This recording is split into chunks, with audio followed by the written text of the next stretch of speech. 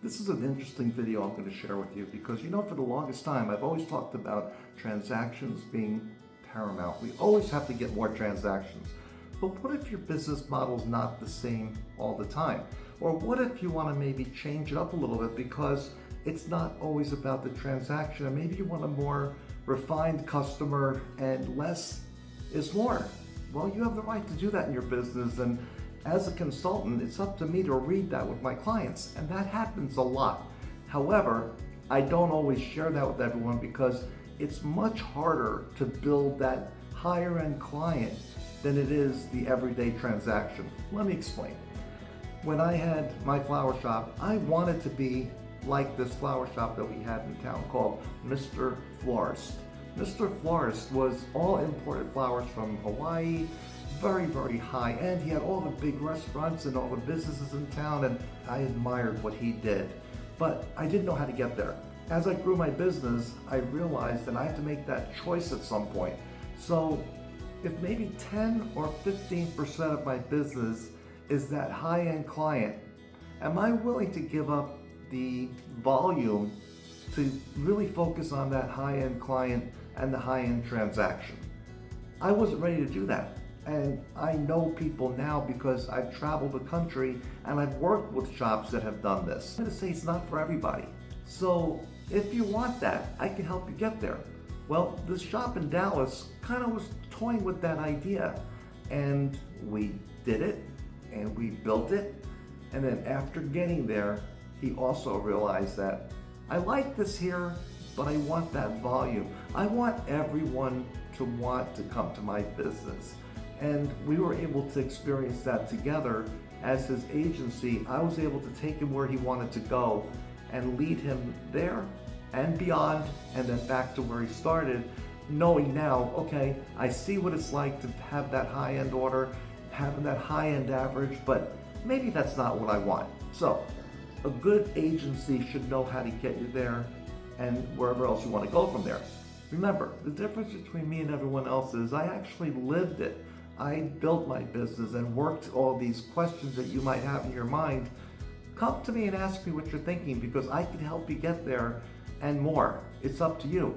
Just because I believe transactions are the way to go doesn't necessarily mean that you have to have the same belief. So whatever that might be, let me know and realize that with less volume and selective clients, you're going to not have the options and the ability to make the mistakes you can make when you have volume. A very good friend of mine, Cal Bone from America's Florist, used to always say, boy, I'll tell you, volume is great. It sure affords you the ability to make a lot of mistakes and recover. When your margins are tight and your volume is lower, you don't have a lot of room to make mistakes. When we talk about high volume, I think we all almost by default think of Ted Winston over in Boston. He does a phenomenal job, but understand this. There's a great deal of discipline that goes along with that plan, and you don't see that. I did. I was actually sitting in his meetings with the staff. I saw what he's looking at when he's looking at the orders that are being processed and the orders that are being routed. He's looking at the same thing I'm looking at. How many more orders went to that person? How many different pieces and orders were taken for the same exact item? Just because they like white calla lilies and everybody knows that, doesn't mean everybody needs to sell white calla lilies.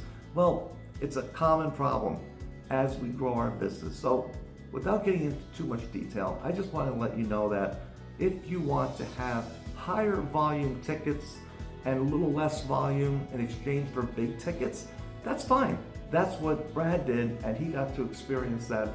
Watch this video, listen to it, and these are programs that we put together at Bloomerang for all of our clients. Today, we're going to dig into a business mystery that seems to defy all logic. It's the story of a flower shop called Petals and Stems and their baffling case of the missing visitors. You know that message you get sometimes? It looks like you are misusing this feature by going too fast. But what happens when a business gets the same kind of warning? Not from an app, but from its own data. Can a company actually grow too fast? And that, right there, is the big question at the heart of our story today. We're going to follow this strange and honestly paradoxical journey of a flower shop named Petals and Stems through the year 2025. And what they found out is a lesson that pretty much every business owner needs to hear. Okay, so the year kicked off, and for them, it was pretty much picture perfect. In the first quarter, business wasn't just good, it was absolutely blooming. I mean, their Q1 report paints, well, a pretty rosy picture. The business was just firing on all cylinders, and that momentum felt completely unstoppable. And the headline number? Whoa. Website visitors were up 28% compared to the same time last year. That is a huge jump in online traffic. And this chart here really tells the whole story. Now, what's super important is that this wasn't just, empty clicks. That 28% jump in visitors actually led to a 4% bump in revenue and 3% more orders. So by every single metric, things were moving up and to the right. All right, so moving into Q2, the big question on everyone's mind was, can they keep this up? And the answer, oh yeah, they could. The report for the second quarter proved that Q1 was definitely not a fluke. The momentum didn't just continue, it was actually speeding up. But here's where it gets really interesting. Look at the revenue, a 19% increase year over year. That is a massive leap. It's a sign that the business wasn't just getting bigger, it was getting way more profitable. So let's wrap up the first half of the year. We've got strong double-digit growth everywhere you look. Revenue up 19%, visitors climbing 16%, orders up a really healthy 12%. I mean, at this point, Petals and Stems looked absolutely unstoppable. But then, just when it seemed like they could do no wrong, something changed. The second half of the year brought a twist that nobody, and I mean nobody, saw coming. A sudden, totally unexpected wilt.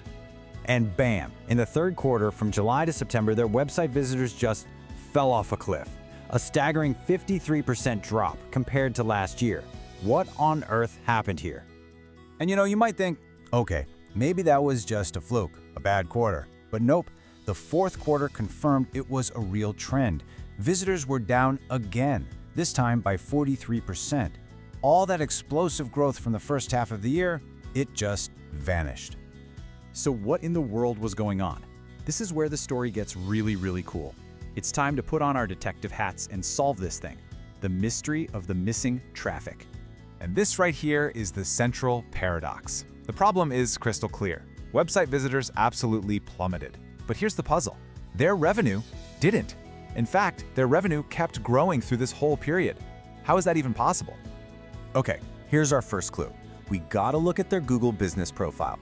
That little map and info box you see in a search? Now, while their website clicks were way down, check this out. Actions people took from that profile, like asking for directions, were up over 28%. This tells us that more people were physically trying to get to the store. These weren't just random people browsing online, these were customers with high intent, ready to walk in the door. And clue number 2. The shop got really smart. They built what are called custom city pages on their website. Think of them as hyper-focused landing pages for people searching for florists in specific nearby towns. And look at the results. These pages brought in hundreds of brand new users in Q3 alone. Now, that might not sound like a huge number, but these were high-value local customers who were ready to pull out their wallets. They were basically filtering out all the online noise and getting straight to the serious buyers.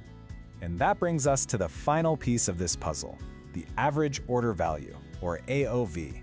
This table is so important. It shows that even as traffic was cratering in the second half of the year, the amount of money each customer was spending was consistently going up. They had fewer customers, for sure, but they were better customers who were spending more each time they bought something. So let's put all these clues together. It all leads us to the great 2025 paradox for Petals and Stems, a classic battle of quantity versus quality. When you pull back and look at the entire year, the final numbers are just wild. Total website visitors dropped by a whopping 27.5%. On paper, that should be a total disaster, right? But look at the revenue. Total revenue for the year grew by over 11%. They made more money. They traded a huge chunk of their traffic for higher quality customers, and man, did it pay off. Which really leaves us with this one big, fascinating question to chew on. If you have fewer customers, but those customers spend more money, making your business more profitable, did you actually win? I know it's a little tricky to get these points to the table, but realize that your problem isn't unique and everyone's got the same issue at hand. It's not necessarily a problem, but the more we talk about it, the quicker we can come to a solution that's going to really impact your world and improve your business. Thank you for watching, and let's keep in touch. Ask me questions. The more you ask me, the more you allow me to give back to you, and we all learn from that together.